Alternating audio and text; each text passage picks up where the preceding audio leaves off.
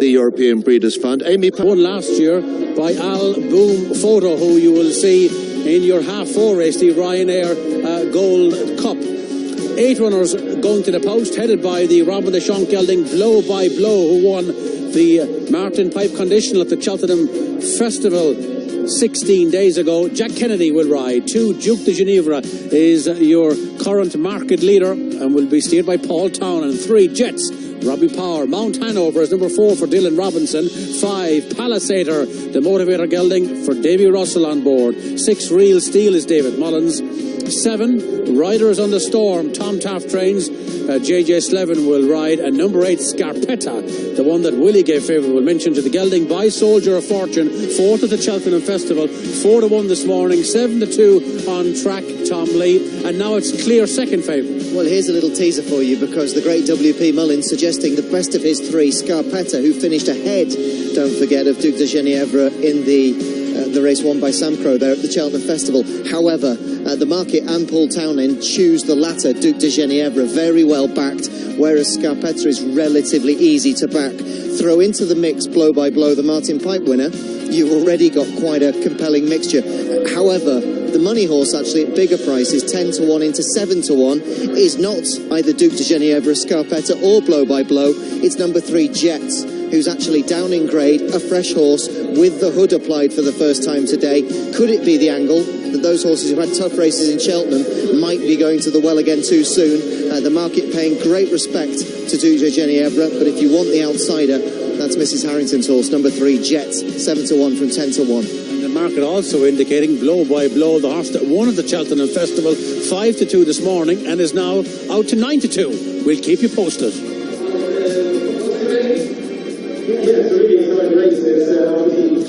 Oh, what an interesting race it is. 8 runners for this underwriting exchange novice hurdle. It's a grade 2, 50,000 to be spread about. Blow by Blow on the drift. That's interesting. He's got the £3 penalty for winning 3 races, the Martin Pipe conditional winner, and he won that off top weight. He won by 5 lengths, no less. There's Davy Russell, the rider of Pallasator. Davy setting the pace in the jockeys' table and won't be caught, I don't think. He's well clear, and what a season he's having. Number 2, there's Duke de Ginevra, one of 3 of Willie's, and he's won one of his 4 races over hurdles. He won that in France. He stayed on really well, I thought, last time out. He was 3rd behind Scarpetta, 3 lengths off Scarpetta, I should say, at Cheltenham. Hey, it is Scarpetta. Scarpetta was ridden handily in the Ballymore in Cheltenham. The race Sam Crow won and kept at it really well up the hill. I think he's a stronger stayer possibly than Duke de Ginevra. Duke de Ginevra travelled extremely well in Cheltenham. Scarpetta looked to be behind the bridle.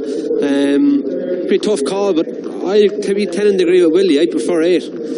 1 is Blow by Blow. There's Blow by Blow, won a grade 1 bumper for Willie as a bumper horse, and the blinkers are really rejuvenated him. I thought he was sluggish enough in his first couple of hurdle races, but since he got the blinds on him, he's turned into, he's a great stayer with a great pedigree, and he keeps galloping. That's Jets we're looking at here. Jets he's had plenty of running races over hurdles. He's wearing a hood for the first time here. He put up, I thought, a really good performance actually last time out at Leopardstown when he was 2nd to Tower Bridge. That was his best run for a while. He's been highly tried. He looks held. He's closely related to Jetski, and he's got talent. Interesting to see how he runs with a hood. Horse 6, Real Steel, Ruby. Yeah, who stepped up to 3 miles in Cheltenham in the Ballymore, or the Albert Bartlett even, didn't look like he got the trip. I think he wants a little bit better ground. He won a 2-mile maiden in Thurles. He fell at the last in Leopardstown at Christmas. He's a decent horse, but it's probably his right trip, but ground is against him. 5 is Pallasator, high class horse in the flat, when trained by Sir Mark Prescott. Came back and won a charity race at Punchestown for John Short. Norma Williamson rode him. Has won a hurdle race under Davy Russell last time he ran. Bit of a monkey, but plenty of ability. It's unbelievable how well behaved Pallasator is now. Gordon has him. When he was on the flat in England, it used to take him about 25 minutes to get him to the start. Yeah. The lads here don't take much nonsense. We'll get him to the start. You get there, you don't get there. You know. What about Real Steel? Ruby, that race at Leopardstown at Christmas, he came down at the last. Sharjah came down at the last. Whiskey Sour won it. Do you know, I thought that was a decent enough race at the time, but he's been well beaten in both his starts since, hasn't he? Yeah, I think, but the ground was drier, Robert, up to Christmas than it has been since. He got well beaten behind Sam Crow in Leopardstown. Over over to Tracy. Tracy? Yes, I just got up with Henry de Bromhead here, and of course he's got Mount Hanover in this one, and the horse has just gone down to the start. Ground's pretty awful out there. How do you think Mount Hanover handle that? He's won on horrible ground, so hopefully... Kind of dead, isn't it, out there? Horrible. What are the lads saying? Yeah, absolutely. But that's what it is. So, yeah, but he's won on it. On ratings, he's going to struggle. But he's a good, honest horse, and hopefully he'll give a good run. It's another tough contest today, isn't it? So, looking at the next one, of course, Three Wise Men in the novice handicap. Again, it's a tricky one. Absolutely, yeah, he's got a chance. He ran well at Goran the other day. He handled this kind of ground. So nice, though. Yeah, absolutely. So hopefully he'll give a good account of himself. Yeah. Horses are well after Cheltenham? Yeah, they are. They seem in good form, yeah. So get them rolling again. Yeah. Get them rolling again. We'll see you at Punchestown. Thank you. Thanks. Mount Hanover's taking a good old grip going down there with Dylan Robinson. You see where he's getting his hands back off his withers to try and slow him down, and he lets his hands forward again to see if he'll relax for him, but he's taking a fair old grip on the way down, and that's not a good thing on testing ground when a horse runs too keen with you. They use too much energy and it's very, very hard to get home. He'll be hoping he settles a lot better in the race than he has done going to post. Ruby, tell us a little bit more about settling a horse now. You say you raise your hands, take them off the withers, and obviously, because a horse wants to sit against you, so you try and get them up. But if you can, ultimately you want your hands back down, so if you try and go down one at a time, so if you can get your right hand down and your left hand up and get the horse taking you stronger on your left rein, and then eventually get that one down as well, it's not strength, it's technique.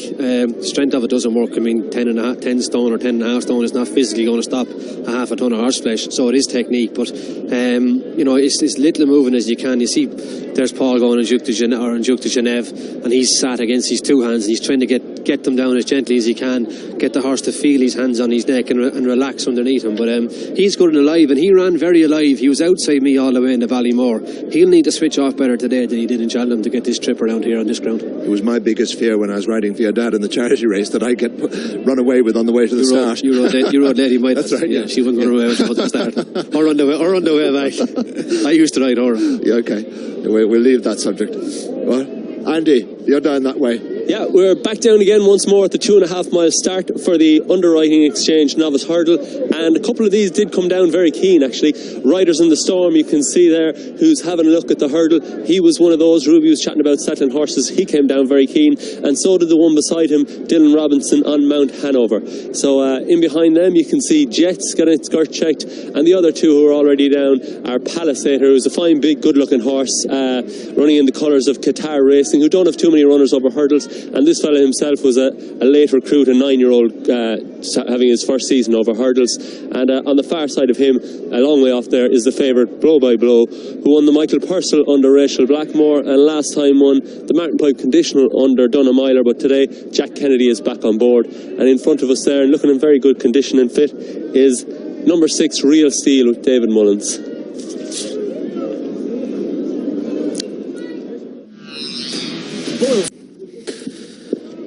Eight runners gathering down at the start for this Grade 2 race.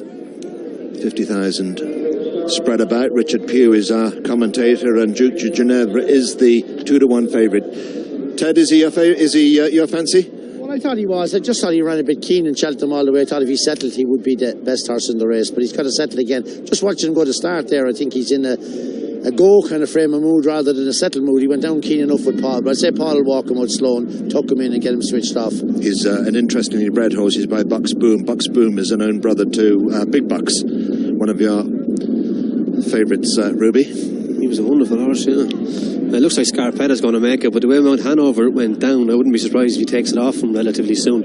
I'd imagine Blow by Blow would be very handy, having made it in Cheltenham. Pallasator's lining up on the outside, but over to Richard.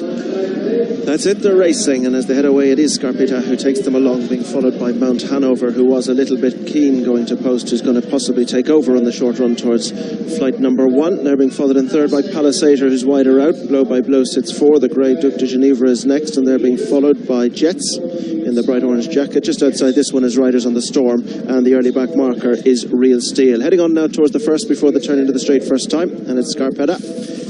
just towards the inside, who was a little bit awkward. Mount Hanover took off in front, in fact, so it's Mount Hanover who's going to lead them into the straight. The mount of Dylan Robinson being followed by Scarpetta with Johnny Mullins aboard. Towards the outside is Pallasator, the mount of Davy Russell, and just inside this one is Blow by Blow.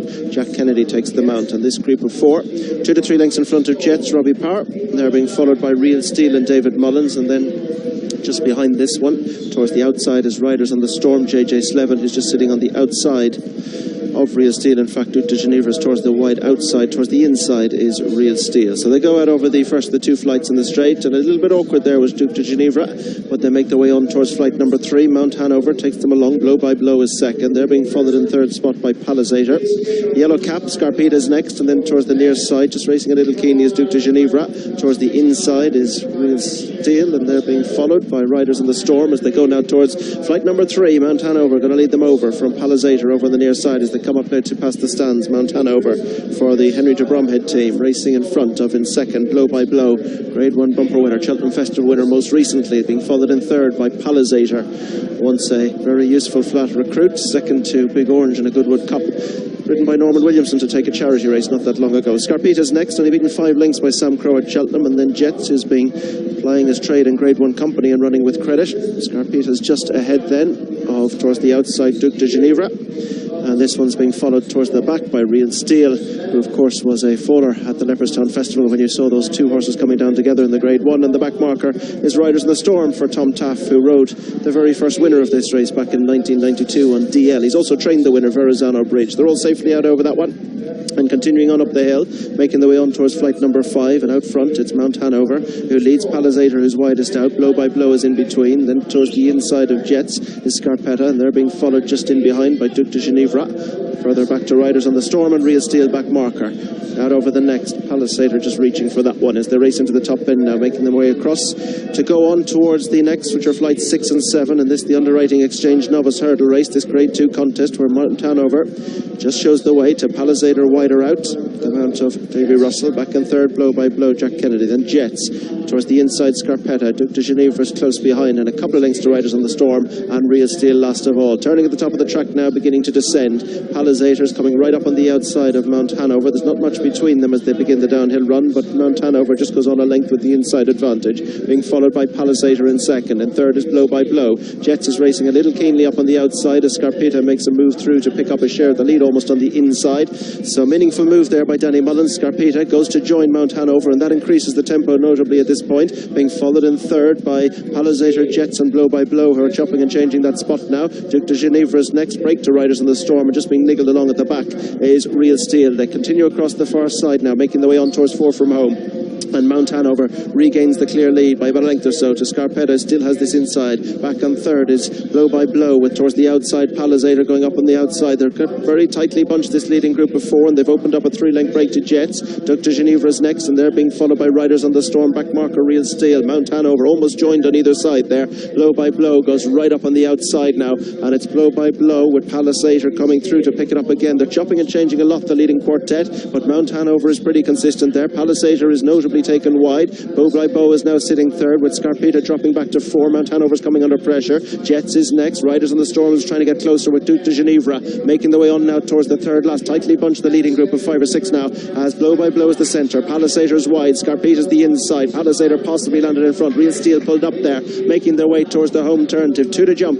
Scarpetta's the inside in the yellow cap. Pallasator's the outside. Blow by Blow is in between them. Jets in the bright orange jacket is just behind them. Riders on the Storm has been creeping onto their heels, and Duke de Geneva is now clear from Mount Hanover. But it's Blow by Blow, Jack Kennedy, who leads them in, but Pallasator, Davy Russell swoops out wide. Jets is in between them. Robert Power and Scarpetta is next. Danny Mullins. They're being followed by Riders on the Storm and Duke de Geneva. Straightening up now towards the second last. Pallasator just about with the advantage. Blow by Blow is asked for effort. Jets is in between them. At the second last, Pallasator's gone to the front. Jets is the one that's going to go in pursuit. Back in third is Blow by Blow. Scarpetta's next, but Pallasator's beginning to lengthen. Jets is hard ridden in second. Blow by Blow third, and they're being chased by Scarpetta and next Duke de Geneva, but they go towards the final flight, and it's Pallasator who's opening up a clear advantage now. From in second is Jets, back in third is Blow by Blow. Final flight coming up for Pallasator. He lands very awkwardly at the lat. Has Jets got a chance to rally now the far side? Pallasator has to pick up again. Jets has a little more momentum. Pallasator has the advantage. Jets is coming back strongly the far side. inside for Pallasator. He has a little under the bonnet and begins to lengthen again. It's Pallasator for Gordon Elliott, Davy Russell, and the colours of Qatar Racing who win.